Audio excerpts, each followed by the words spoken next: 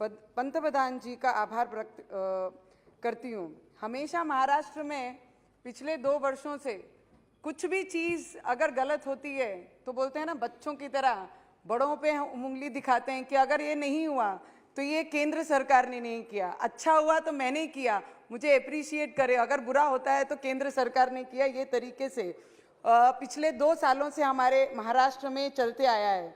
और जिस तरीके से ओबीसी समाज के लोगों को आरक्षण नहीं मिल रहा था, परंतु आज केंद्र सरकार द्वारा ऐतिहासिक निर्णय लिया गया और उसकी जितनी प्रशंसा की जाए उतनी ही कम है।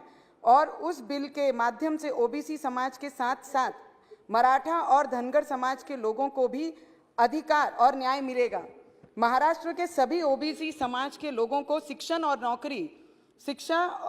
और नौकरी में ओबीसी आरक्षण मिलने के बाद सभी सुविधाएं मिलेंगी तथा उसके जल्द से जल्द लाभ मिलने के लिए मैं इस सदन के माध्यम से महाराष्ट्र सरकार को और महाराष्ट्र के मुख्यमंत्री को आग्रह विनंती करूंगी कि 2 दिन का स्पेशल अधिवेशन बुला के इस बिल के ऊपर चर्चा करके ओबीसी समाज को न्याय देने का काम ये महाराष्ट्र सरकार ने करना चाहिए। ये मैं उनको विनंती करती हूँ।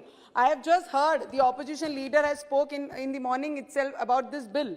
उन्होंने बड़ा अच्छे से कहा है कि पिछले ओबीसी समाज में आज भी कई फार्मर्स, कई गरीब, कई विद्यार्थी आज भी गरीब और मिट्टी के घरों में रह रहे हैं। पर इसके पीछे कारण कौन है? जिन्होंने 70 वर्ष राज किया है वो इसके पीछे का कारण है। ओबीसी समाज को न्याय नहीं मिला पाए। क्या आज जो 7 सालों में जो सरकार यहाँ पे बैठी है उन्होंने जो न्याय देने का काम किया वो गलत है कि आप गलत है? ये आप ही खुद अपने विषयों पे एक बार सोचना बहुत जरूरी है। जिस तरीके से पिछले 2014 से, sir 2 minutes, very important, I am very independent sir, I am neither here, just 1 minute, 1-2 minutes. जब देवेंद्र जी हमारे महाराष्ट्र के, sir 2 minutes, sir 1.5. I just want to make a point. Just sir, hold your speech. You can talk after minute. me. You can talk after. Just hold a minute. See, there are like more 6 people to speak and there's just 12 minutes. So just stick to 3 minutes, please. Don't make it uncomfortable for me to. Thank you so much. जब देवेंद्र सरकार जी की सरकार, हमारे BJP सरकार जब थी और मुख्यमंत्री देवेंद्र जी थे, उन्होंने एक स्पेशल ओबीसी विभाग बनाया गया था तथा इसके ओबीसी मंत्रालय का दर्जा दिया था। ये पहला ऐसा राज्य है जहां पे आईएएस ऑफिसर नियुक्त किया था। और ओबीसी के लिए जो काम देवेंद्र जी ने किया, कोई भी राज्यों में ऐसा अभी तक मंत्रालय जिसको मंत्रालय का दर्जा मिले, ऐसे कोई भी राज्य में अभी तक नहीं हुआ है।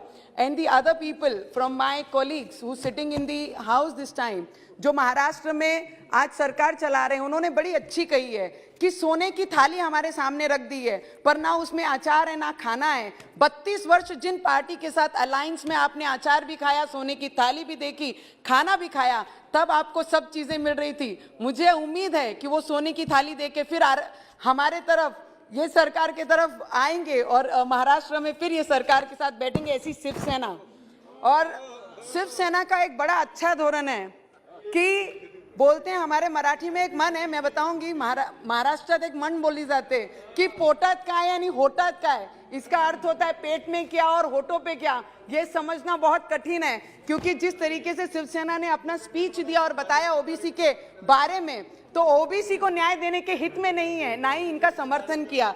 ऐसी ये सरकार है। Sir last one minute sir, I just thanks प्रधानमंत्री जी एंड दी मंत्री जी जो यहाँ पर हैं, जिन्होंने ये बिल लाया ओबीसी को न्याय देने के लिए, पिछड़े वर्ग को समझने के लिए। और ऑपोजिशन लीडर ने कहा कि ये आवाज सुनकर, सर लास्ट 30 सेकंड सर మీరు కూడా తెలుగువాడే నేను కూడా తెలుగువాడే, మీరు చైర్ లో కూర్చొని కాబట్టి నాకు 1 మినిట్ ఇవ్వండి, 1 మినిట్। और जिस तरीके से सर, जिस तरीके से ऑपोजिशन वाले ने कहा कि I am from Maharashtra, I am proud of Maharashtra, but I am half part of Andhra and Telangana also, madam. But मैं आपको बहुत बहुत दिल से धन्यवाद करूंगी कि ओबीसी की आवाज सुनकर जो अधीर रंजन जी ने कहा कि आप Please subscribe .news.